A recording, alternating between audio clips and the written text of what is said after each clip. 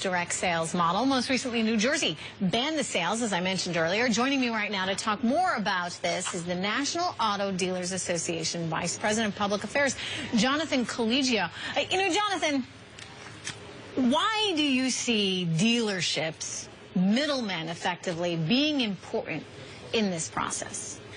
Well, I'm glad you brought that up about the middleman. I mean, first of all, if you're ever going to retail cars, you're going to incur the costs of retailing cars, whether that's signage, whether that's staff, whether that's health care benefits for employees, whether those are lots or financing costs for while you have the cars that are on the lots. And those are going to be incurred by either a dealer or a factory regardless. So there aren't really any middleman costs. So why not let them be incurred by the factory then? Why do we have to have a law not allowing those a company to sell directly to consumers?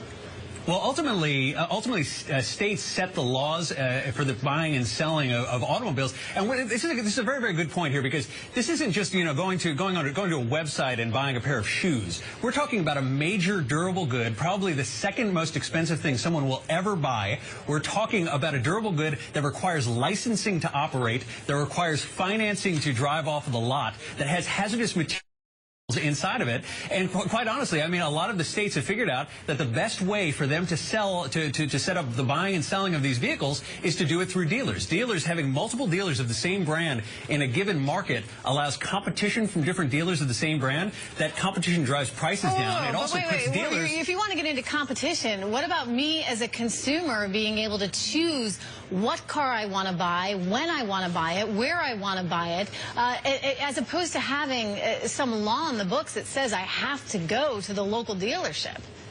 Well, if you're worried about competition, then what you don't want is a system where the factory owns all of the retailing, because at that point, they would be able to set prices in a given market. I live in Northern Virginia. Near Arlington, Virginia, within a 10-mile radius, there are 5 separate Ford dealers, all of whom compete for those customers in Northern Virginia. But consumers, if the factory owned all of those stores, they would be able to set prices. Have a choice, right? They don't have to buy a Ford. They could go buy something else. So as a factory, you theoretically would be trying to offer the most competitive price. And guess what? Maybe you'd be able to offer a lower price because you wouldn't have the overhead of that dealer in the way.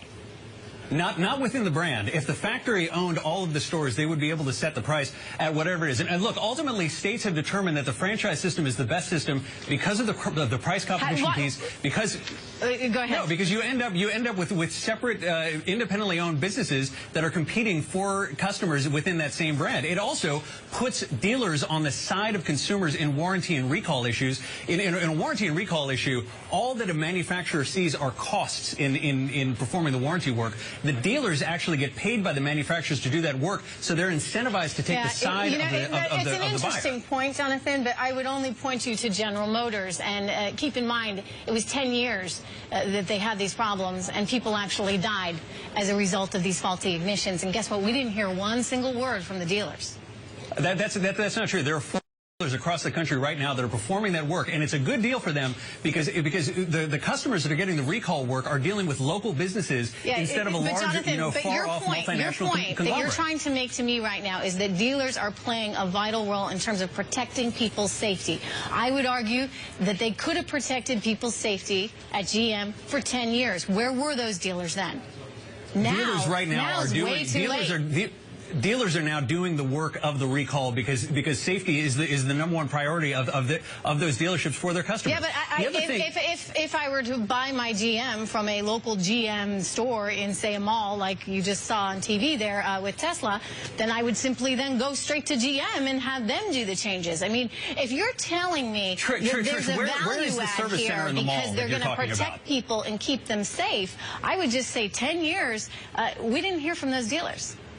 Well, look, states have set up these franchise laws. There's price competition. They have warranty and recall, extra accountability, so you're not just dealing with the manufacturer. And finally, what it does is it provides an enormous local economic benefit. More than 1 million people across the country are employed by dealerships. They're a bedrock of the local economy. 15% of state and local tax revenue comes from dealerships. That funds all kinds of local government services. Cost. So this is... I mean, this is effectively an added cost, though, to consumers. I mean, those jobs would be in other places if you didn't have those.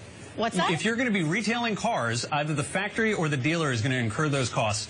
And state legislatures, DMVs, all of those local officials have determined that this is the best system that but what you're doing, benefits both Jonathan, is you're consumers layering and up. manufacturers. You're adding all these extra layers on, which only adds to the cost. What Therefore, extra it hurts layer the are you consumer. talking about? If you have cars on the lot, if you have cars on the lot, and you have people that are selling the cars, and you have all of the signage and all of the things that are required to operate a dealership, either the factory is going to those costs or dealer is going to incur those costs. There is no middleman cost. That is a myth. They are retailing the cars the same way as a supermarket would retail anything. Except I don't know about dealers that. provide I don't know all of about these. that. I think there's a big middleman process here. Point, unfortunately, we're going to have to leave it there. But thank you for joining, Jonathan Collegio. Thanks for having me on.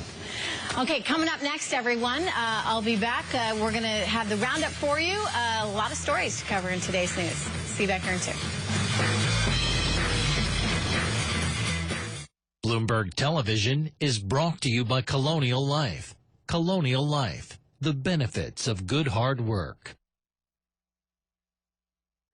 America's workers are passionate about building better lives for themselves and their families.